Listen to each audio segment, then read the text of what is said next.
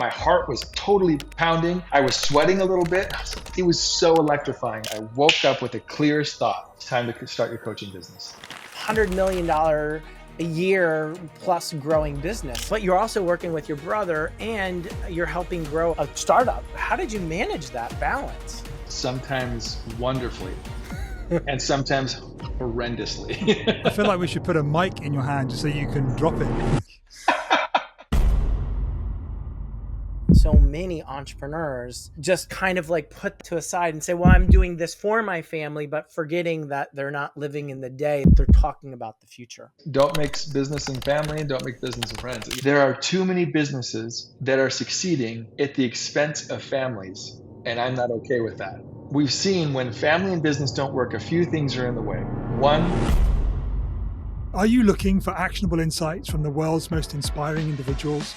The Built by Love podcast is on a mission to transform your life, your business, and your health. Tune in for impactful conversations with people who do business differently. Avoid burnout, acquire freedom, and live life fully on your own terms. With me, Pete Daly-Dickson, alongside Daniel Bussius. Jeff, thank you for being a guest on the Built by Love podcast. Welcome. Now, typically when we start, we ask about, if you can give an overview of yourself, but I want to do things a little bit different today, if that's okay with you. you bet. I would like to start with a question of what in the world happened on February 17th at 3:23 in the morning. If you can elaborate, that would be amazing. We're going right into it. I love It's it. the only place First to of go. all, yeah, right. Thank you for having me. I'm really excited about connecting with you and sharing what I know to be true for people out there. So there's quite a bit of a backstory. It's tough to start right at that date, at that time, but it was electrifying and it changed my life forever. So back up a little bit. As I was helping grow then Infusionsoft, now Keep, I loved it. Loved working with my brother and best friend, and that's other content I'm sure for this podcast. But as I did so, I went back to business school and learned how to grow businesses globally. I really had a global mindset. I love that about it. I lived in Argentina for a couple of years and loved different cultures, all to help grow Infusionsoft globally, only to learn it was time to leave. There were just lots of different variables and data points. And so as I left, I thought, well, what am I going to do? And I just had this moment of, I've been here over a decade and I had to rediscover my purpose, only to discover we were going to move from Arizona to Utah, because why not? It felt right. And as we went to move, we found this home that after looking for a week, we knew it was right. We pulled up and saw it. And my wife and I both had this thought, that's the home, but it wasn't for sale. So to make a long story longer, I drove around the block. I pulled up, and when I pulled up at the house again, she said, "What are you doing?" And I said, "You know what I'm doing." And I just knocked on the door. And I know in all negotiations and all sales tactics, you just don't do this. Your leverage is gone. But there was a spiritual impression that I felt that was just right. And I thought, roll with it, see what happens. So turns out the owner of the home was the builder, and the designer of the home was his wife. And together they're a team, and they do this. And we asked, we want to move into your home. And so they deliberated, they talked through it. And we hadn't seen the home. And then we drove home to Arizona. He then called and said, "We're open, and here's the price." And I was like, of course. Of course that's the price. But it was right. And I knew it was right. And I thought, well, we'll see. Unbeknownst to me, the person living next door was somebody that I became really great friends with in Argentina. I had no idea he was next door. Lots of crazy miracles happened. But then I thought, how do I afford it? I don't want to go into debt. I'm not moving to Arizona to get into debt, or to Utah to get into debt. I'm getting out of debt. I don't want a home like this. I want to just pay for it outright. But it was right. And so I didn't let fear and insecurity get in the way. So I just put my brain to work. So that's a long backstory, way too long, but you have to have the context. So when it was time to say, how am I going to do it? Literally at that time in the morning, in February of 2018, I woke up with the clearest thought. It's time to start your coaching business. Something that I knew I was going to do from 13 years previously, but I was putting it off for one reason or another. In hindsight, I was scared. Um, the reason was, this will fund and pay for the Miracle House. Get up and go do it. So first of all, I don't wake up in the middle of the night like this. I don't think clearly in the middle of the night. I love sleep, but I was electrified. And so I went to my computer and just started writing some notes and thought, well, what do I do? And I prayed and thought, please give me guidance. And I'm not kidding you. In less than 4 minutes, the business model was created. The pricing model was created. The revenue that I needed per month to afford the house was done. And my heart was totally pounding. I was sweating a little bit. And I was like, it was so electrifying. And I was like, wow. And here's the thought that came. First thought was, start your coaching business. It's time. The second thought was, there are too many businesses that are succeeding at the expense of families. And I'm not okay with that. Go change it. Wow. That's amazing. So 27 days later, it was started, and the monthly income was created to pay for the home, and it was off to the races. I feel like we should put a mic in your hand just so you can drop it. It's like, wow, how profound. Yeah. So I'm sorry for the backstory, but you had to understand, all that was going on. It wasn't just, start my coaching business. Well, there was a real reason and a need and a little bit of a fear of like, I don't know. And then of course, what comes after that strong impression, all the doubt, all the insecurity, all the imposter syndrome. Well, who am I to do this? And all the stuff, right? And then who am I not to? Just move forward. I love that we've got such a powerful story there, almost like a placeholder to circle back to at the end of the conversation, sort of creates that story arc. In that fascinating story, Jeff, you talked about working with your brother. How did that come about, and what was that like? Because they always say, just never work with friends or family. Never work with friends or family. Right. Yeah. Don't mix business and family, and don't mix business and friends. Yeah, for sure. Well, at the turn of the century, my brother and I worked at a different software company, and it didn't go very well. It wasn't horrible, but our relationship wasn't strong. Why? Because we were both young and prideful. We were both early in our career trying to figure things out, and he's the older brother of 6 years, and I had a chip on my shoulder to prove myself, and he was a little bit manipulative on things, the way that brothers are, right? Both ways. So the dot-com bubble burst just after our software company was acquired by a Manhattan-based company. Great learning for us, great timing for us, horrible timing for the acquirer.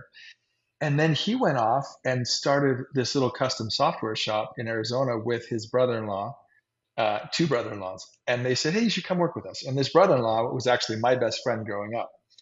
And I said, no, I love you too much to ruin that.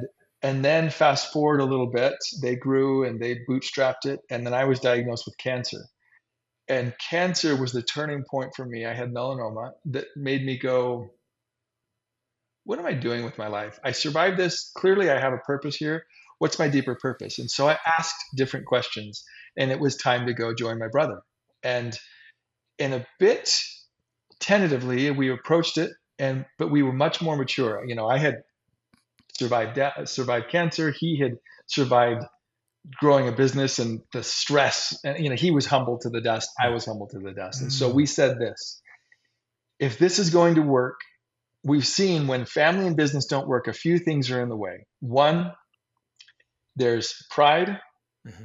2, there's greed and selfishness. And 3, there's laziness. And so let's just eradicate those, and right from the beginning say, we're going to lead with humility.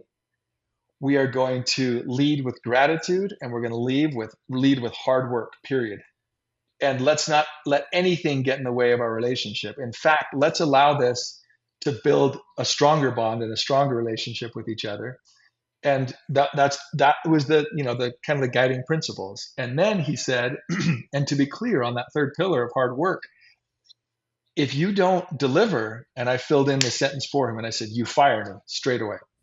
And he goes, okay, just to make sure we're clear. And I said, yeah, I'm not going to do this in any other way. And he said, well, and also, because you are family, I'm likely not going to give you the praise and give you certain things I would other people. Reverse nepotism is likely going to need to occur. And I said, I got it. But I know this is right, and I feel that it's right. And so 11 years later, when I exited the company and he and I had our exit interview, we recalled that moment. And we were in his office, and his office has glass doors, so you can see in, and there's a reason why that matters, that detail.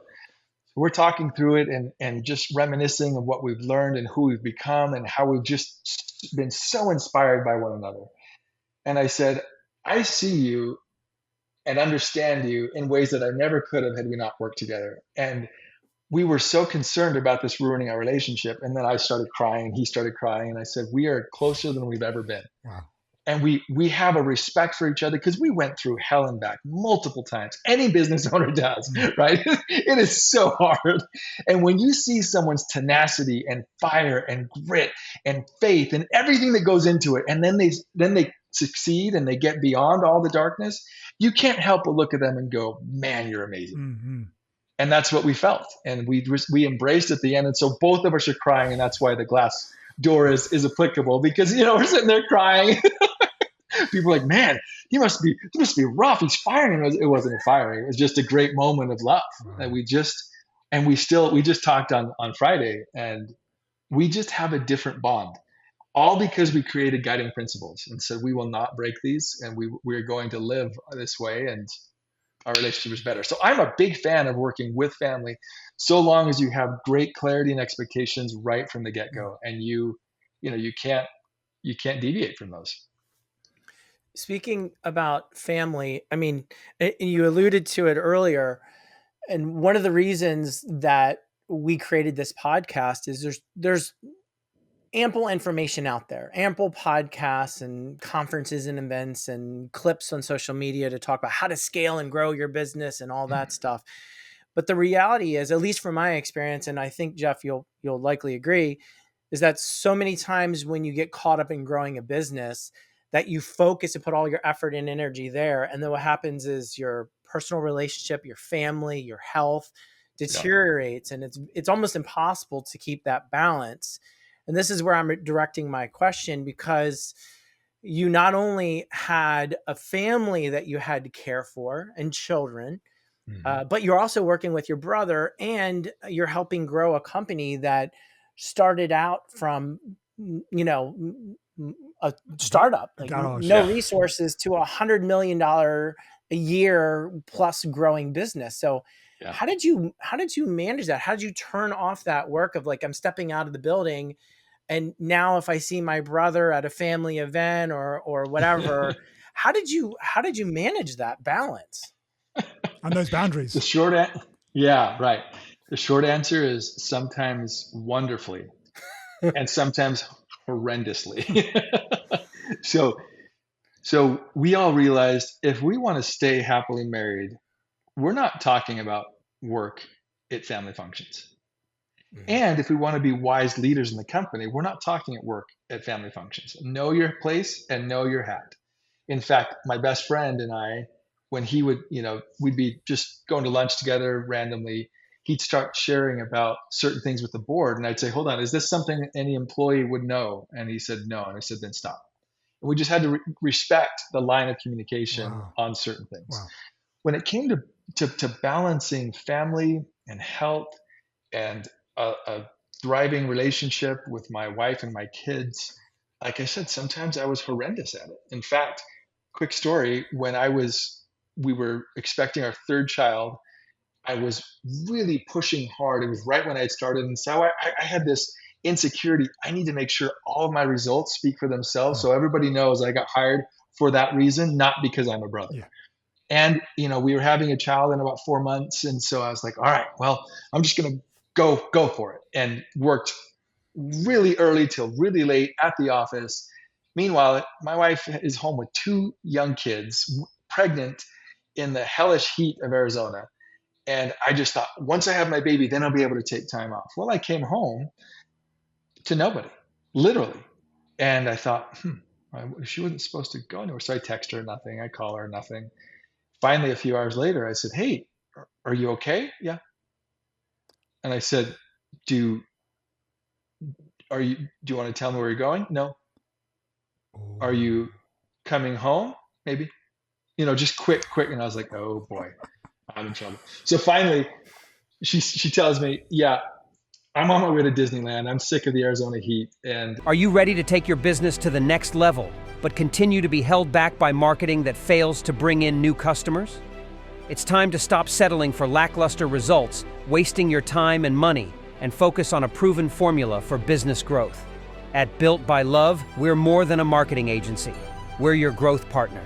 As a multiple-time award-winning agency, we specialize in creating marketing strategies that aren't just effective, they're transformative. Here's what we do. 1. Grow your revenue.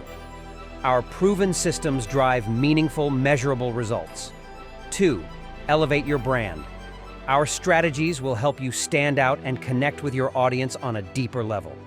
3. We save you time and money. Our award-winning team will handle your advertising and marketing with precision and expertise so you can focus on what you do best. Don't just take our word for it. Experience the difference for yourself. Book your free consultation today at builtbylove.com. we had season passes though, because we came from Southern California. And I said, oh, okay, could I come? No. You're in the doghouse, dude. Oh, yeah. Oh, yeah. So I said, do you know when you're coming back? No. Are you coming back? Maybe. I was like, oh, mental note. So I was like, okay. So that's a horrendous story, right, of what not to do. And so I had to go, all right, what really matters here? And man, I feel so out of balance, out of whack. And then I realized I'm never going to be in balance. Balance is a fallacy. And I stumbled across the idea of, instead of work-life balance, work-life harmony, because I love music and I love striking a good chord. And the way that a chord works in music is when every part knows their part, when they know their timing, when they know their sequence. And so to take the analogy a little bit further, for work-life harmony to work, every part, quote unquote, in my life needs to be on the same sheet of music. And that's mine to create and co-create with the people that I'm singing or performing with. So my family, my work team, my community and church, or whatever it may be. Because if I don't communicate that proactively, and I have a really big deadline and I know it, but I don't share it with my kids and my wife, and I'm MIA for a couple nights, that's not cool. Or conversely, if I want to be a dedicated dad and I want to be at my son's soccer game or football, depending on where you are in the world, and the practices are every Tuesday at 3 p.m., and I just kind of leave the office, it communicates to my team, I'm disconnected. Oh, he's the leader, so he can do whatever. No, but when I proactively communicate, hey guys, I am really trying to be a better dad. Every Tuesday at 3 p.m., I have this practice I need to be at. Then what happens? They're like, at 2:50, like, what are you doing, Jeff? Get out. But if I don't communicate that unintentionally, they're thinking, well, is he disconnected? Is he out of touch? What's happening? Harmony. When the harmony is created, it is so powerful what happens. And then everybody can know where their part is and where their timing is, and you don't go sharp or flat, and you're not offbeat. You're totally marching in sequence. Now it's that perfect, but that's the idea, and it works really well. It's such a beautiful word as well, and often I think it was Dr. Wayne Dyer said, if you change the way you look at things, the things you look at change. And the idea of balance is that it's binary. It's like you're up or down. It can only be one or the other, but the idea of harmony is that it can coexist at the same time. And you can have a 3-note chord, or you can have a 13-note chord. And it's all in there together, and it can even be slightly discordant and still sound really, really kind of cool, if you're like edging to the jazz side. So I love that. I love that reframe. The other reason why I like it. Oh, sorry. No, go on, Jeff. No, hold on just one second. Peter, I marked the clip. I got a notification that your battery is less than 20% on your computer. Wow, how did you get that? That's amazing. I know. Literally, Riverside just pinged me and said, heads up. Wow, that's amazing. I thought it was plugged in. My bad. It's just, yeah. Okay, thanks. Sorry for interrupting the flow. Jeff, off you go. All good. Another reason why I like the word harmony, again, I'm a geek with music and I like that, but I like the peace and the connotation of harmony. When we're trying to strike balance, although we're trying to create Zen with balance, because life can be so chaotic, you're never really in balance. And so you're always feeling behind. You're always feeling like you're cheating someone or cheating something, and you're pulled here and pulled there. But in harmony, it can coexist. And you can know there's a moment where I'm going to be late tonight, but I've already preemptively communicated that to my family, they're good. Whenever I go on a longer trip, like so for next week, I'm going to go to the UK. My kids have known about it for 3 weeks. They know when I'm leaving. They know when I'm going, when I'm coming back. My wife as well. And so what I like to do is create bookends the day before I leave and the day that I get home to have really good concentrated time together, so that it creates more harmony versus where's dad?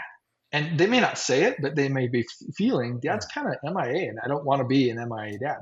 But if I'm thinking balance, I'm not balanced when I'm in the UK. I'm 100% with clients, and I'm not with my family, right? But with harmony, the chord still resonates. Great. It's interesting you're saying that. I was having a conversation with a friend who's an entrepreneur just this week, and I was saying to him, I said, hey, you're doing all these things and you're sacrificing time at home with your son who's experiencing some issues at school to focus on work. And I said, are you forgetting one thing? And it's not like I'm the most wisest man in the world by any means, but I said, you've got to remember you're teaching your son to become a man. And the fastest way he's going to learn is how you're acting and behaving, how you treat your wife, what you do with your time, where he falls in the level of his importance. And that's going to be his guidebook when he becomes a man and has a family. And so are you being the best father? Are you being the best role model for your son to be a man, a business owner, a husband, and a father of his own right? He said, wow, I didn't think about that. It's interesting you're talking about harmony and creating bookends, because so many entrepreneurs just kind of like put that to a side and say, well, I'm doing this for my family, but forgetting that they're not living in the day. They're talking about the future. Correct. It's very binary, as you said before, Peter. And so what people will say, I found, and so now that I'm coaching CEOs, I hear this language sometimes. Well, I'm just going to grind for these next 5 years. I'm just going to put my head down, or 10 years, put whatever that time is. And in time, my family will thank me because I'll be able to provide these certain luxuries and certain whatever, only to wake up 5 or 10 years later and either not have their family with them physically or not have them there emotionally, and they're completely disconnected. So that's one extreme. The other extreme, people say, well, my priorities are my family, and no success outside of my home compensates for failure within my home. So I'm just going to, I'm not going to shoot for the stars. I'm not going to do big things because and they tell themselves it's because of my family. And again, that's either or. And I like to create principles and frameworks to say, how do you live in that genius of the and instead of the tyranny of the or, which is a classic Jim Collinsism? How do you create both? How do you create the success in business and a really great relationship at home? It doesn't have to be either or, but boy, do you need to be super self-disciplined. You have to be very clear on your motive and your purpose and your why you exist and what matters, because ego gets in the way of a lot of this. And you have to be super consistent with those. And you can do both, but yeah, it requires a significant level of self-discipline and clarity of identity and purpose. Because without that, man, it is just so hard. No one realizes how hard it is until you do it. You just get punched in the mouth over and over and over, and you get in survival mode, and your best part of your brains are not activating. Your brain is just defaulted to fight or flight, and your amygdala is firing, and your prefrontal lobes are muted, and you're not your best self. So I'm a big fan of how to create this with people, and having learned how to do it in my life through lots of trial and error. And I'm not perfect by any means, but I'm way better today than I was 10 years ago by far, which is great. Ideally, we're all progressing. One of the things I've learned, Jeff, in the number of times I've gone around the sun, is to really listen out for words that people use repeatedly, because it normally gives an indication that that's important to them. There's one word that you've used a lot in the time that we've been talking, and that's communicate and communication. So that's obviously vitally important to you. Do you have any kind of? I started my question without really knowing where the question was going, but I can see you as soon as I said it, you were nodding. I mean, can you what question should I ask you about communication that you can then answer? I think a question is, on a scale of 1 to 10, how effective am I communicating with all the people that I love in my life?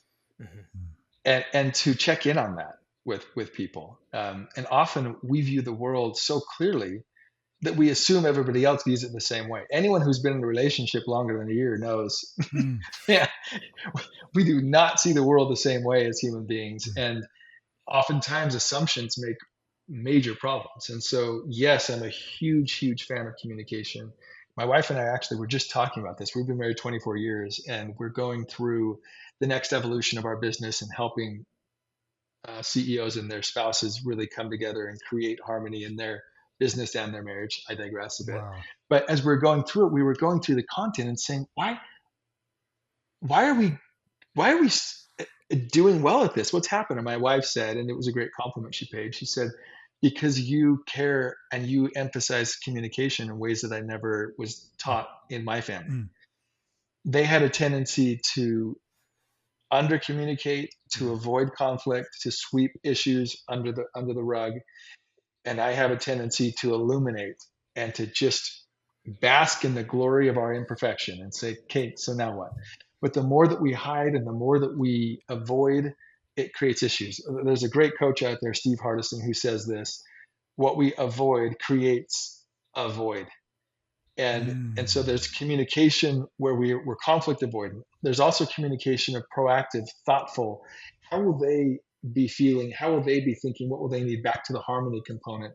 We've got to get ahead of things. Otherwise, we create so many messes. Most of us today, the messes and the stresses that we are dealing with today are because of our lack of self-awareness, humility, and communication from yesterday. Wow. And if we can just stop and go, man, I am creating my messes. I'm creating my stresses because I'm not proactive in my communication and thoughtfulness. And did you learn that as a child? Did you have role models for that, or is that something you've learned as an adult? That's a great question. I think both. My mom is a pretty good communicator. My dad can be, but my mom can open my dad up and also close my dad down, as any relationship and dynamic have, right? On the critical things, they communicated well. On some of the day-to-day things, he would just kind of go, whatever, you do your thing, right? Which is normal. And thankfully, a gift that I've been given from my parents is the gift of communication. It's because I love deeply and I care about people deeply. I've seen that subpar communication skills can really be detrimental to relationships. And so it mostly is rooted in my love for people that have helped me do the reverse engineering and say, then what needs to be true to have a deep and loving relationship with so-and-so? I got to have this hard conversation, or I need to be thoughtful and remember, I know that I'm going to be late at this time, but my family needs to know this so that they can plan accordingly. It's being self-aware of how other people view the world and what they need versus just being super, stuck in our own world. And it happens to all of us, it's tough to do, but yeah, it is a big deal. It's really interesting, Peter, that you picked up on that. I didn't realize that I said as much as I did. And you're right. It's a huge passion of mine. Have you noticed, obviously you helped Infusionsoft, which is now known as Keep, scale to 100 million plus in revenue. Keep is arguably the world's top marketing automation system for small business owners across the world. So you had a front row seat of watching and witnessing entrepreneurs come together, build their businesses from, hundreds of dollars to hundreds of thousands of dollars and hundreds of thousands to millions of dollars and so forth. Yeah. And then obviously now in your new role as an entrepreneur of coaching CEOs and entrepreneurs who have had success and are rapidly scaling. So my question is, are there trends of things that you're seeing from entrepreneurs? Let's start with the negative and then we could go to the positive, but are there trends or traits that you're noticing that are holding them back, whether it be professionally or as well as personally in their relationships? Yes, definitely. The patterns that I see when people aren't in a good place is they're not self-aware on their mindset and what's actually going on in between their ears. The stories they've told themselves for years are so real and so true. There's never really even a recollection or an awareness that those are actually just stories. They're just so entrenched in that quote unquote truth. And so reframing thinking and really challenging limiting beliefs is a big one. And then secondly, and it's kind of related. You're an entrepreneur and you're busy, but we know that every business owner needs a podcast without the hassle of learning about production. Well, we figured it out for you. Activate Your Podcast is a service that offers everything you need to make a podcast that creates meaningful relationships with your clients at scale. The experts at AYP will work directly with you to produce 5-pillar episodes from a 2-hour conversation that captures the trust and love you are bringing to your ideal client. And the assets are all yours to create your own amazing marketing campaign. For the benefits of a podcast without the hard work, head to activateyourpodcast.com and let's create something great together. Now, back to the episode. A healthy relationship with our ego and what building a business is doing to our ego, or what we're allowing it to do to our ego, because our ego starts to control. We get in self-preservation mode. I mean, thankfully, our ego is a wonderful thing. Otherwise, our whole species would be extinct by now, because the saber-toothed tigers would have won a long time ago. So there is goodness in our fight or flight. It's having the self-awareness and the self-discipline to know how to check the ego and make sure that it doesn't rule you. So it's mindset and thinking, it's ego. It's also learning how to lead people and lead teams. And see, notice the first two, it's self-leadership. And the third one is leading others. It's really hard to lead others if you haven't learned how to lead yourself first. And if your ego is leading you, then when you try and lead other people, and if someone is a superstar and they're great, often we are subconsciously, we're intimidated. And so we'll do weird control tactics and things that are super subconscious. Nobody's doing it on purpose. Well, most people don't do it on purpose, but we get in our own way. And so often, the business will not grow faster than the business owner is willing to grow themselves. Almost always in coaching sessions, the self-realization after a series of ideally great questions, they go, it's me again, isn't it? I thought it was them. I thought it was the strategy. I thought it was the go-to-market thing. And I'm realizing it's me. I've done X, I've done Y, I've done Z or whatever, or Z, wherever they are in the world. And then I just help shift a degree or two and help them go. So those are some of the negative patterns that I see over and over and over. And then as some people say, it's the same thing. It's just put in another package. Same problem. Yep, here we go. Let's try it again. So ideally they get better. And just in that, Jeff, do you find the CEOs that you work with, they start working with you when they're at, I guess maybe you call it a point of crisis, or is it a point of plateau, or what? Where are they at in their careers, do you find? Excellent question. The way that I have seen people approach coaching is typically one of two ways. I'm at a crisis. I need a Hail Mary. I'm really struggling, and I'm a little bit embarrassed to seek coaching. Person A. Person B is, what got me here won't get me there. I'm only as strong as the people that are with me. I don't know everything, and I'm comfortable with that. And I want to take it to the next level. And because I get to choose, I choose the latter and I don't choose the former. If I can get the former in a discovery session to realize this isn't a weakness, this is a strength, this is something, and if they're in tune with their ego, then maybe. But often if they're coming to me with that language and that energy, yeah, that's a great word. With that energy, I typically don't select them as a client. But when it's the latter, all day, every day, I have 5 pillars that I look for in prospective clients that I've learned over the years that really helps me pick the best of the best. And I love it. It's so great. I get to choose, so I get to work with them. It's like, they're so inspiring. They help me in many ways. You're going to give us them though, right? You're going to give us them. Sure. Yeah. And I fine-tune these over the years. So first, CEOs. And the reason why I choose CEOs is because nobody affects the culture of the company more than the CEO, for good or for bad. And can it could be CEO, founder CEO, or can it also be CEO like placed in the position? Okay. For sure. And it's funny you say that, because there's another one that ties to the first one. So CEOs who lead high growth companies. Why that's important is because if they're comfortable with the status quo.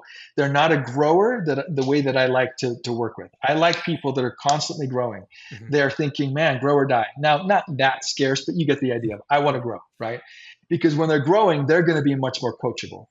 If they're comfortable in building a lifestyle business, and by the way, there's nothing wrong with that, they're just not going to be as tenacious. They're not going to do what we talk through. So CEOs of high growth companies who lead an executive team, and Daniel, that goes back to the first one. Sometimes some entrepreneurs have a team of 4. They're not leading leaders. Yeah. And leading a team of 4 or 10 is so different than leading an executive team of 7 who lead 1,000 plus people in a company. That's a completely different level of leadership. And I perfected that in many ways. Perfect's the wrong word. I got very good at that and what not to do and how to do it well, how to lead leaders. That I have a lot of tools and frameworks that really help CEOs grow their executive team and be super strong. So that's the third pillar. The fourth pillar is who are trying to have some type of harmony in their home life. Sound familiar? And the last pillar is who believe in a higher power. And that's not necessarily, it has to be someone like God. It means what I'm looking for in the fifth pillar is humility. Yeah. Do you realize that the universe doesn't center around you? Because think about it. When you're a CEO, literally everything in your life centers around you. Every diary, every calendar, the home calendar. Can mom do that? Can dad do that? If mom's the CEO, if dad's the CEO, well, no, then we got to work around that. The work calendar, the board meetings. Well, if the CEO can do work around. And so subconsciously what happens to a CEO is the world kind of revolves around them, right? So when I found those 5 pillars, so CEOs of high growth businesses who are leading an executive team, who are trying to create harmony at home, whatever that looks like, and who believe in a higher power, whatever that looks like as well, that's my sweet spot. And when they possess those 5 pillars, I know before I start coaching them, this is going to be a great client. And so I do a whole discovery section, figure out what their pains are, what their needs are, to see if it's a fit. And after they've gone through those assessments, before we even talk, I know if it's a fit or not. And it's great. It's a really great feeling. Can I just say, Dan, I'm going to let you ask the next question, but I just want to say I'm pretty sure that Jeff has broken the record for the number of thought bombs and nuggets and takeaways in such a short time at the top of the episode. Amazing. We're not going to, but we could end this conversation now and it would already be our most listened to episode. I'll be sure to tell my kids that, and they'll be sure to not believe them. Come and tell them to talk to Uncle Pete. I'll tell them. I admittedly, I was so excited to have you on because as I was talking to Peter in our pre-interview discussion before you came on, I was like, he is the living, breathing epitome, like the epitome of Built by Love. So this is going to be an amazing conversation. You've used that word a lot too. Obviously. You've used that word a lot too. Yeah, totally. Now, totally. I'm going to, usually in business, people shy away from God or spirituality. And I've been pretty outspoken. And as I've gotten older and I've gone through my own struggles where I was so focused on my business and I was like, I got to hit this revenue number. And I focused and abandoned like everything else in my life, my family and all my other duties. And then, hit those numbers in revenue and found everything else in my life was crap. It was miserable. And then saying, I kind of lost focus. Like I was focused on a bank account number, not like where my true wealth is. Right. And focus like, wow, you're either going towards something or you're stepping away from it. And that's in everything in life. Right. And I really had to refocus on my family, on God. And one of the key things I strongly believe in personally, and I bring it up to prospective clients, which is a weird thing and now in today's age, but I don't believe it should be, is you have to have, in my opinion, a spirituality aspect. Like you have to believe there's a higher power. You are not the end all be all. And I feel that all businesses and corporations should have that aspect too, to really build love. And it's a touchy subject for some, but do you believe that spirituality and building love throughout everything you do, your culture, your products, do you believe that's an important piece? Yeah, going back to that dark 3 a.m. morning in February of 2018. What I didn't share was, so I already shared the thoughts, time to start your coaching business. There are too many families too many businesses that are succeeding at the expense of families. Now go coach and coach on mindset, action, spirituality, and kindness. Mhm. Those are the four pillars, regardless of the stage of business. Those are the pillars I want you to go Hang on, coach. that's your that was the surname. feeling. Yeah, the mask principle. That's very cool. Cute, but it worked, and it was literally all this came in a 4-minute session. I was like, wow, okay. So yes, I deeply believe it. How I do that is I think the nuanced, important part.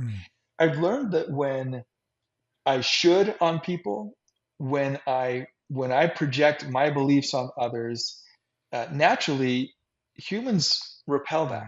They don't want to be judged. They don't want to be condescending. They don't want to make you be felt like, oh, I know it and I've got it figured out, and you, poor person, don't. You need to be at my level. That's such a turnoff. And so the way that I like to view it is, you know, the universal word that I use is words that I use are higher power, and that can mean many things to different people. And what I'm reaching for is humility and purpose. Why are we doing what we're doing? Some people it's straight up God, and here's my definition of God. Great. Some people it's the universe. Some people it's nature. Whatever it is, I don't prescribe what it needs to be for people. What I want to help them do is connect to something bigger and deeper, because I believe business is just a medium to bless all of humanity. And we all have gifts. We all have things that we can provide. And if you're doing it well, in my opinion, you are blessing people's lives. So that's the connection where business becomes way more than just hitting a revenue target, being profitable at certain levels, whatever. It's about how am I blessing people? And so to me, that comes down to a spiritual component. I view the world, everything is spiritual. And so I see every human being as children of God. I believe it's one big family. Does everybody believe that? No. Am I okay with that? Absolutely. It's great. It just has helped me find tons of joy and tons of happiness. So why not share happiness and joy with people and find what they believe and build on a common belief versus tell them, well, you're wrong here and you should. No, don't shit on them. Just find what they believe and what's their bigger purpose and help inject the goodness and the fire, because then it comes from within. We're way stronger when we make our own choice versus someone saying I should, and then we're doing it out of duty or out of self-preservation or out of some other lame thing that doesn't last. It seems to me, Jeff, you're talking about something there which, so I'm going to use the word should in inverted commas, be like part of the schooling system, part of like put into people much earlier. It's like waiting until we're adults is like almost trying to what's the saying, close a stable door after the horse has bolted, kind of thing. Do you have any thoughts on that, and any kind of insights into the kind of wider societal impact of what you just shared? For sure. If I'm really understanding the question, I think what you're saying is when we should and when we judge and things societally, there's something built into our structure and constructs that subconsciously we're taking away. And yes, I believe that is the case. And it's how school systems are built, right and wrong. Period. There's a right way to do it and a wrong way, and it's why I didn't really like school. It's like there's lots of things that I can see doing differently, and I can tell right now as a 12-year-old, I'm walking circles around this teacher in an emotionally intelligent way that they're telling me I'm not intelligent with this. And so that disconnect was always frustrating for me. It needs to be this way. It should be that way. Well, maybe that's a way, but because you can measure and grade that was the best there was. So there's lots of great things about school. I'm not saying school is bad, but the unintended consequences are there's only one way. And there's anyone who's lived long enough knows there are so many ways to live, so many ways to solve problems, so many ways to behave, so many ways to become. And so if we're not careful, we can have a tendency to believe that our way is the way, and to then get self-righteous and start to judge and start to condescend other people. And yes, it can begin in school and in certain families and in certain religions. And that's why certain organized religions get such a bad rap nowadays, because there's been the unintended consequence of judging. And it's like, that's not the whole premise of organized religion. The organized religion backstories, if you look at the origin of almost all of them, it's about being good. Yeah. It's about loving. It's about serving people. It's not about saying, I do it this way. And Hey there, entrepreneurs and business owners. Are you feeling stuck with marketing strategies that just aren't delivering? Struggling to attract the right customers or boost your sales? Imagine turning those challenges into triumphs with a proven roadmap tailored just for you. Introducing Marketing Built by Love, the game-changing book by award-winning expert Daniel Bussius. Marketing Built by Love is designed to tackle your biggest business pains head-on, whether you're battling low visibility, weak customer loyalty, or stagnant growth. This book provides actionable solutions that drive real results. Here's how it can transform your business. Boost your revenue. Implement strategies that convert leads into loyal customers. Strengthen customer relationships. Create meaningful connections that keep your clients coming back. Streamline your marketing efforts. Save time and money with effective, easy-to-follow systems. Don't let marketing woes hold you back any longer. Take control and watch your business thrive. Grab your copy of Marketing Built by Love today in stores at Barnes & Noble, or order online at Amazon or wherever you buy quality books. Transform your marketing. Solve your business problems. Achieve the success you deserve with Marketing Built by Love. Available now. I'm right and you're wrong. We're missing the mark when we do that. Judge not, lest you be judged. Correct. It's interesting. I wrote my book, Marketing Built by Love, and the final chapter, I remember my publisher was like, well, you could probably just get rid of that chapter. And I'm like, that is arguably the most important chapter. And they're like, well, it's more of your thoughts. You've already kind of wrapped the book up, the previous chapter. And I'm like, no. This is like the whole reason why I've invested all this time and resources to write this book. It's not just another marketing book. It's that, hey, if companies can stop looking at numbers, oh, the database is this size and this is how many emails or sales or whatever that they're looking at, that there's actually a living human breathing, let me try that again. A living, breathing human being on the other side that's getting this communication. Right. Yeah. And if you actually craft an amazing experience and truly give them value and truly care about the product, the ingredients, the service, everything, that you're going to uplift them. And if you uplift them, you're going to raise their standards of what's acceptable, which will force other companies, which will arguably make a massive impact in the world. Rather than politicians running around trying to enact laws and regulations, it's really the entrepreneurs that have that power to transform people, their families, and business in general. Totally. So sorry, I'll get off my pedestal, but the thing I noticed that you've been talking about, and I'm going to go back to you saying, entrepreneurs saying I should, and using should and everything is really communications, because from that mindset, if you're not a good communicator with your company, your team, with your family, and saying coulda, woulda, shoulda, well, what's happening is you're creating this mindset and this void or this gap, right? Do you agree with that? Definitely. Yeah. Well, you're creating it. You're already on an island as an entrepreneur, and you create even a more remote island when you start to do that, right? It's just like you are getting void of connection with people when you get stuck in that rut, in my opinion. Creating more problems rather than establishing the solutions. Right. If you're going to allow me, Jeff, and you might kill me for this. This was years ago. You and I went to lunch. I was at the Keep headquarters, and you were kind enough to do a lunch with me. We had a great conversation at lunch, and you shared with me something that was pretty remarkable. And I'm going to circle it back to when you were talking about harmony in music. So we can always edit this out if you're like, no. I don't even know where you're going, and I'm excited. I'm like, I can't remember, so tell me. I'm purposely kind of building this up, right? Because you told me when you were younger, you were in a band, were you not?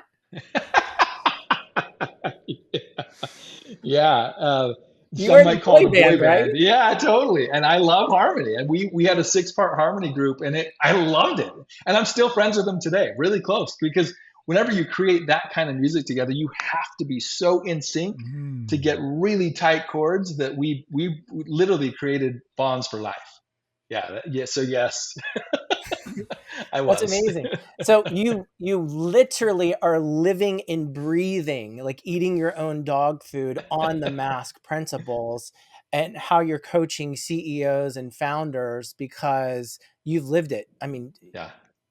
that's Yeah. It's incredible. personal to me. It's very personal to me. And I've lived it poorly and I've lived it well. And I've seen what traps and what logical lies that we step into or we start to believe that start to get us into a very unproductive cycle. And it's harder to see in yourself, and that's why coaching can be so powerful, because it's you can be the mirror to that individual. And man, when we can see ourselves how we truly are, and then create a new version of ourselves who we truly want to become, it's the greatest ever. I love what I do. I've never been more fulfilled and more in tune with my gifts and more able to live the life that I want to live because of what I get to do. It's just awesome. And I've loved what I've done, and everything that I've done in my career, I've really enjoyed, but it's not even close to anything I've ever done. And talking of circling back, Daniel just used that term there. I want to circle back to a tangential point we got to in a conversation earlier, where you were talking about the trends and the commonalities you've seen in businesses that don't manage to scale. Can we now look on the flip side of that and the ones that you see that really fly and thrive? Yeah, you won't be shocked to think it's the opposite of everything I just said, right? It's like, okay, so the three we said were, there's a mindset issue or block. There's an inability to be in contact and have a good relationship with our ego. And it's an inability to lead leaders. Do the reverse, right? Super powerful mindset, what does that mean? It means that I'm a really masterful student at listening to myself. I'm very good at going, recognizing. So years ago, I created a model to help with mindset tools and helping people. It's called the 3 R's, to really get good at being a student of yourself. I believe that the more masterful we are at studying ourselves, the more masterful we grow ourselves. But when we have blind spots and issues and lots of things that we say, well, excuses and whatever it may be, then we're not going to get there. So mastering our mindset is number one, and that's the telltale sign that someone's going to be doing well in their business. Next one is having a really healthy relationship with their ego, knowing what it means, what the good, the bad, the ugly, and again, going back to studying yourself well. And then the last one, so those first two, leading yourself well. Then the last one, learning how to be a masterful leader to a world-class team, how to attract the best talent, how to retain and train the best talent, how to grow them in a ways, because again, a business can only grow as fast as the leader is able to grow themselves. And the best leaders, because they're so in touch with their ego, realize, I can't do it all. I can't do this. But it's so hard to transition from entrepreneur to CEO, because they remember as an entrepreneur the blood, sweat, and tears that got them where they are. And they have parts of PTSD that are starting to pull them back and inhibit them from really relinquishing control and letting the next level of leaders grow. Because it's their baby, it's their identity. They haven't even realized it, but they're so entwined with the success of that business that when they're honest, they go, if the business is going well, I feel great. If the business is really doing poorly, I feel like crap and I'm the worst ever and I'm a failure. So we have to separate that. That's part of pillars 1 and 2 of mindset and ego. And can people do it on their own? I think it can be done on your own, but there are limitations. Can it be done well on their own? Very, very, very rarely. Why is that? And I'd argue because we just have too many blind spots. Every human does. You view the world in a certain way, and it's so clear to you. You think that either A, others see it the same way, or B, that you're perceived the way you think you're perceived. I mean, anyone who's here's a great analogy or a way to teach this principle. If you ever record your voice and then you listen back, everyone goes, is that what I sound like? And you get a little insecure. I'm way more nasally or this, or I didn't know my S is lit or whistle like that or whatever. Then to take it to the next level. And when I was doing professional speaking for a long time, I had to really get better at my craft. And I would have to watch myself on stage Oh, way worse, right? Just to see my weird quirks and how I move my body, and I'm dancing on stage like a lunatic, and I'm like, oh my gosh, no wonder why people get embarrassed when they watch me. That's an example of, we don't see how we actually behave in a boardroom. Mm. We don't know that when our jaw clenches when somebody says something, they already are aware that we're not on board with that idea. But we play the game and the facade, and we think, and we listen, and they're already going, "What? Why are we doing this? I know he's going to already, his mind's already made up." So coaches enable people to truly have a healthy mirror, and it requires a very astute student of themselves to do it on their own, with significant self-awareness and humility combined. And so most humans just don't have it. We, myself included, I think we all need help. My wife is the greatest coach ever. She's a master. She doesn't think she is, but she is. The way she approaches the world, the way she's inquisitive, the way she listens, the way she asks certain questions are just, they're life changing. She's phenomenal. So yeah, it's tough to do on your own, in my opinion. And it might sound biased like a coach, but I think it's a truth that it's. Well, I think universal. there's a reason that high performing individuals in any sphere, whether it be sports or other athletics or whatever, is a reason that they have coaches. Yeah. Like, just follow the evidence. 100%. As an entrepreneur and a leader, the amount of stress and damage, like baggage, that you accumulate over the years shapes these stories in your head, which is mindset, right?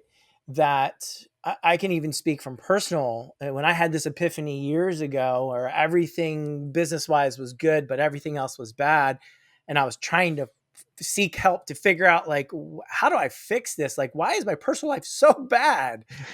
And I talked to a therapist. We had her on, a hypnotherapist. And the one thing that she said is, all of these things that you think the world's out to get you, where you've built up these walls and these defenses, and you even treat your marriage like this. I'm like, what's the angle? And I got to be on top of the angle to figure it out. Like, she's like, you've always been okay, and you always will be okay. Like, you got to remember that. And that was the mindset, what was not true, but the story that I lived that was a truth, that I didn't even realize was the story I kept telling, which was how I led, how I managed, how I did everything, was that everything was out to get you. And if you weren't vigilant on how you were going to find the angle first, then they were going to get you, and it was going to be negative. So I'd argue that if you are successful and a growing leader, that you have to seek help, because there are going to be these stories in your head of how you manage yourself and everything that you've talked about, Jeff, that you probably don't even recognize or doing, because your brain has accepted it as fact, and it's likely not. Yep. It's funny. That's the first R of my 3R mindset conditioning model. Recognize. Because we don't recognize, and it's 80% of the work of the model. We've just been going on playing the same talk tracks, the same tapes for so long. They are real. They're true, and it requires some really great self introspection to go, are they? Byron Katie has a great framework and a great book that she wrote, and it's called Love What Is. And she has 4 simple questions that she asks in it. And the first one is this true? Is this thought or whatever, is it true? And then the second question, do you really know that it's true? And it kind of rattles you, because if you just move on, you think, well, yeah, it's true. But the second question is very intentional. Can you really know that it's true? What data do you have to suggest that this is an absolute truth? Or and then she moves on. I think that's brilliant. That's part of recognition, and why 50% of the model is the recognition path. It's just super powerful. For our listener that is sitting there thinking, hey, this man has dropped some serious wisdom, and maybe I should, reach out and find him, or have a conversation to see if he can work with me. Can you give our listener a little bit more information, again, where they can find you, and just elaborate one more time in case they came in towards the end? Who do you work with, and how can they find you? Yeah, great question. So the 5 pillars, here's who I work with. CEOs/founders who lead high growth companies, who also lead executive teams, who are trying to have some type of harmony with their home life, whatever that looks like for you, and who believe in a higher power, whatever that means to you. That's my sweet spot. That's my, I know that's a great prospective client. And how to reach me, my website is maskprinciples.com. So MASK, my last name, principles.com. There's a couple forms there you can fill out. Right now, I have one spot open, but I typically keep it. I'm pretty maxed, and I do that purposely. I said at the very beginning, how do I create a 7-figure business where I don't coach Mondays or Fridays, and I don't coach in the afternoon, so I can be fully present. And what needs to be true in order for that to occur, so that I coach Tuesday, Wednesday, Thursdays in the mornings, and then I go abundantly do other things for the world, for the business, for my family, and that's been a really, really fun journey. And you can see why now I'm in such a fun place, because I love that. And it's back to the motive of why I started this business in the first place, and the strong spiritual impression that I got of too many businesses are succeeding at the expense of families. Yeah. Go change that. And that's my passion. And that's why Sherry and I, my wife and I, are moving on to our next part of our business, where we're working with couples, with CEOs and their spouses, in a really nice high-end luxury retreat, to get them away from everything and to really invest in themselves and in the business. And I am so geeked out about that. Obviously, I just brought it up out of the blue. That's how excited I am. Is there a website? Because I'm interested in that now. I'm like, hold on a minute. But it's so lovely I was just going to say, it's so lovely how we've come back round to that that stake we put in the sand, that pivotal spiritual experience, I guess, that early morning for you. I got one last question, and well done on the timekeeping, Daniel. There's a first time for everything, isn't there? He didn't even get it. Oh, now he's smiling. So you've been really clear about who you work with, and what I'd like to do is ask on behalf of the listener that isn't quite at that stage yet. What advice, counsel, wisdom would you give to them to help them towards being able to be a client of yours? Become a master at your mindset, become a master at letting your ego not control you, and become a master at leadership principles. Those 3, I would say. How to do that? Have them email me. I'd love to give them content and help. I also do, because I have all that open time, I do lots of pro bono work. I do lots of different things. I always have about 15 to 20% of my clients that are pro bono. That's just a great way that I like to view the world. And so I have openings to do that, and plenty of time to just do one-off, one-off conversations. So you can email me at jeff@maskprinciples.com. I'm happy to help. And I wouldn't share that if that were lip service, right? Yeah. I'm like, you're pretty bold. You just put your email out there, so I don't care. I'm happy to help people. I think business owners need business owners. It's a lonely, difficult, dark world, and you see the perceived successes of others, and if we're not careful, we can just really be hard on ourselves and think we're the failure, and it's so hard. Everyone's going through hard stuff. Everybody. I coach private company and public company CEOs. And every CEO has the same patterns and same concerns and same insecurities. Everybody does. It's really, really a tough thing out there. And so we need each other. So I'm happy to help. Amazing. Wonderful. Thank you, Jeff. I appreciate your time. And for the upcoming retreat that you and your wife are working on, I'm assuming they'll be able to find more information on the website as well, maskprinciples.com. No, it's not on the website yet, purposely. Okay. I'm handpicking certain clients and or people that fit it well. Daniel, if you are truly interested, we'll talk later about it. Yeah. I'm happy to share more. But I'm so excited about it. I can't even tell you. It's what business owners need, because for years I've been working with the CEOs alone, but I've realized, man, we need their better half with them. Because as you define success in your business alone without your better half, often there's friction and problems and tensions that are arising, and you don't even realize why. It's because there wasn't a shared agreement. And we're doing this in spite of that. And so anyway, with my wife by my side, co-creating this with me and then co-facilitating, it's the next level of our business. I can feel it. Wow. It's very, very fun. Thank you so much for being here with us, Jeff. It's been Just such a privilege and a joy to share this time with you.